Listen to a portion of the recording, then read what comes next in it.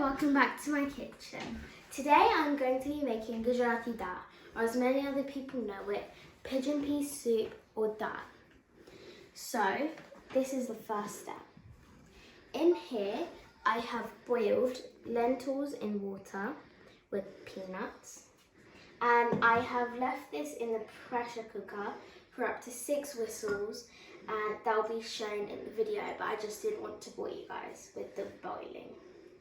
So you just want to whisk it gently, and you want to make sure there is no more lentils left. They should be practically dissolved, and you're just going to set it that aside.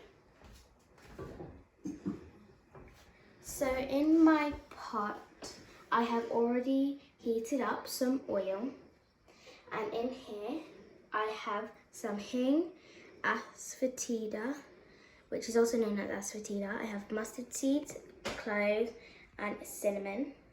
You're just going to add that in, and that should start popping, as you guys can see.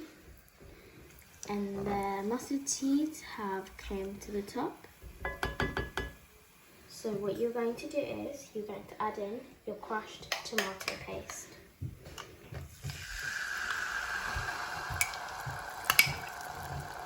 And you're just going to mix that in.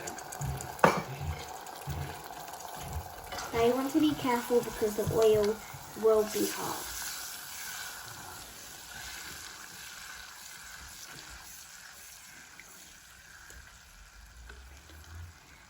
Okay, I'm just going to make that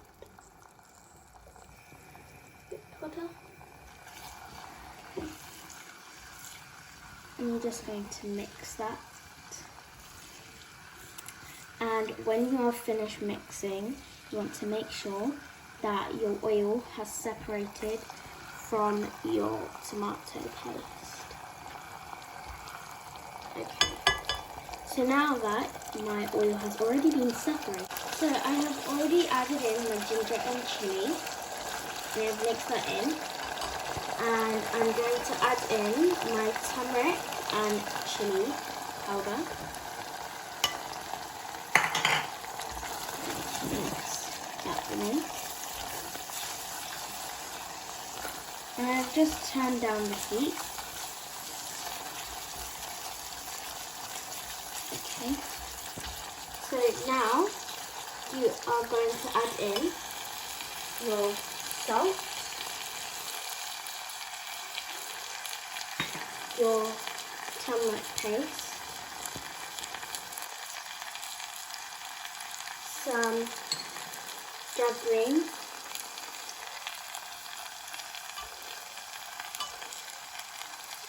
and some garam masala and cumin. And we're going to mix that all in.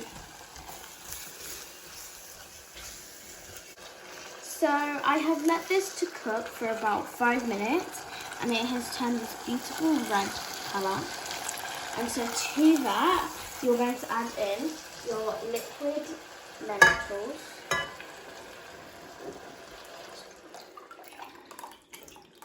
Just like that. And you are going to mix that together. And once you have mixed it together, you want to put it on slow heat and let that simmer for about 30 minutes. I'll be right back. This is my dal that has been boiling for about 2 hours now on a very low heat. And to finish it off, I'm just going to garnish it with some coriander or dana. So this dana can be enjoyed with chapati, rice, yogurt, tomatoes. Enjoy!